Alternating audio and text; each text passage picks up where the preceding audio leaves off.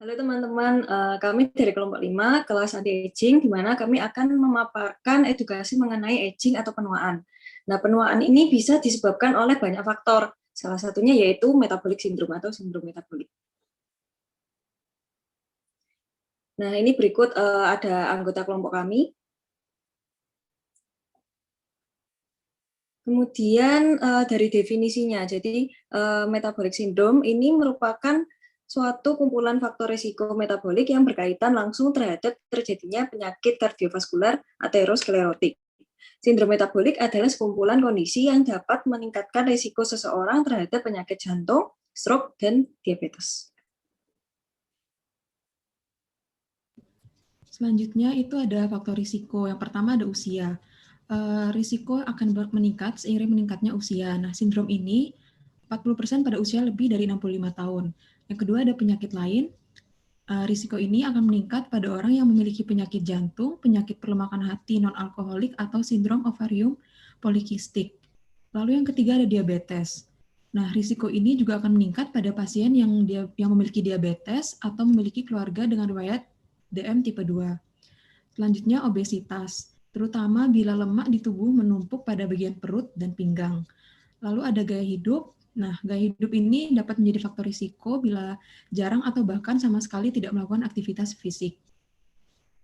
Selanjutnya, itu ada penyebab. Penyebabnya ini yang pertama itu ada gejala hidup yang tidak sehat. Hal-hal seperti ini, seperti jarang berolahraga atau beraktivitas fisik, itu kerap disalahkan sebagai penyebab munculnya sindrom metabolik. Padahal, sindrom metabolik juga berkaitan dengan kondisi resistensi insulin. Biasanya juga sistem pencernaan itu dapat memecah makanan yang dimakan menjadi gula atau glukosa. Insulin ini merupakan hormon yang dibuat oleh pankreas yang membantu gula diserap oleh sel-sel tubuh untuk digunakan sebagai energi. Nah, mereka yang memiliki resistensi insulin ini, itu sel-selnya tidak dapat memproduksi atau merespon secara normal terhadap insulin. Dan glukosa itu tidak bisa diserap oleh sel-sel dengan mudah. Lalu akibatnya kadar glukosa dalam darah itu akan meningkat meskipun tubuh telah menghasilkan banyak insulin. Lalu nanti pada akhirnya hal ini dapat menyebabkan diabetes sehingga tubuh tidak dapat membuat cukup insulin untuk mengatur glukosa darah pada kisaran normal.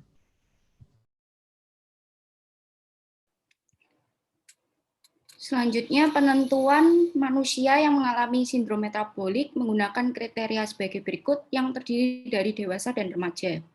Yang pertama berdasarkan trigliserida, di mana pada dewasa yaitu 150 mg per desiliter, sedangkan pada remaja adalah 110 mg per desiliter. Kemudian berdasarkan HDL, pada laki-laki dan perempuan dewasa yaitu kurang dari 40 mg per desiliter dan pada perempuan kurang dari 50 mg per desiliter. Sedangkan pada remaja, pada laki-laki maupun perempuan adalah sama, yaitu kurang dari sama dengan 40 mg per desiliter.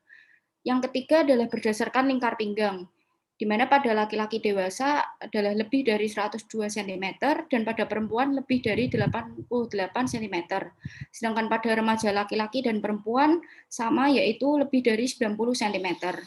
Yang keempat adalah berdasarkan glukosa darah, di mana pada dewasa sebanyak lebih dari sama dengan 110 mg per desiliter, sedangkan pada remaja juga sama, yaitu lebih dari sama dengan 110 mg per desiliter. Yang kelima adalah berdasarkan tekanan darah, di mana pada dewasa lebih dari sama dengan 130 per 85 mm Hg, dan pada remaja adalah lebih dari sama dengan 90 mm Hg. Selanjutnya adalah pencegahan yang dapat dilakukan, yaitu dengan gaya hidup sehat, kemudian pola makan yang seimbang, aktivitas fisik yang rutin, dan juga menjaga berat badan ideal.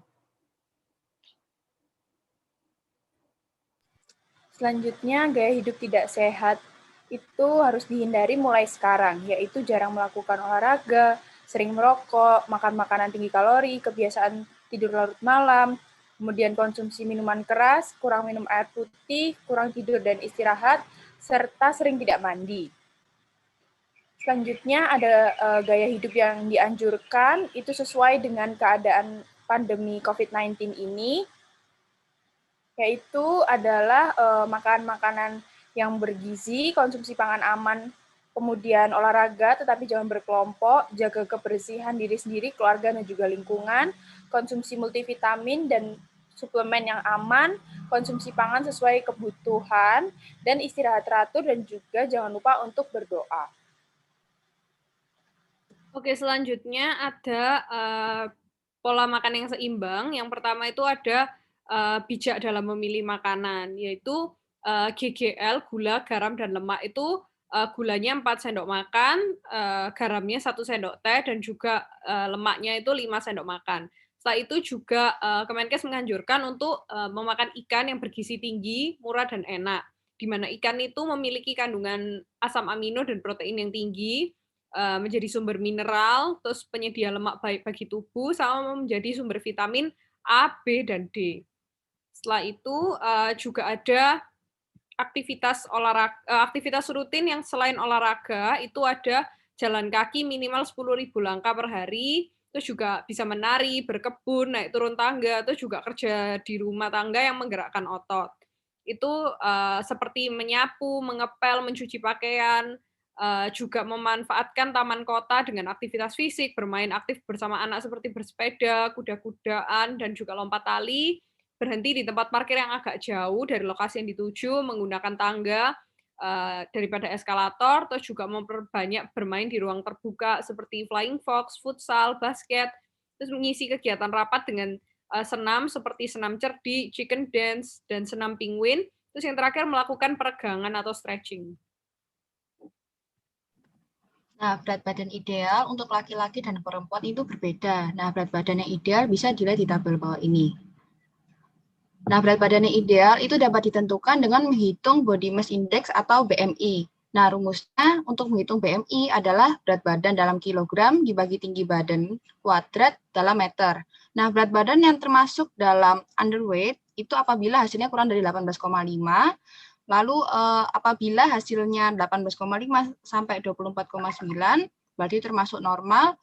Apabila hasilnya 25 sampai 29,9 berarti termasuk overweight. Lalu apabila hasilnya 30 sampai 34,9 berarti termasuk obesitas. Dan apabila hasilnya lebih dari 35 berarti termasuk dalam extremely obesitas. Nah, sekian pemaparan edukasi mengenai anti-aging atau penuaan dari kelompok kami. Kalau ada yang penasaran atau masih ada yang bingung tentang tadi materi yang sudah kami sampaikan, bisa disampaikan di kolom komentar ya. Jangan lupa like dan share video ini dan juga ajak teman-teman kalian untuk like video ini. Makasih.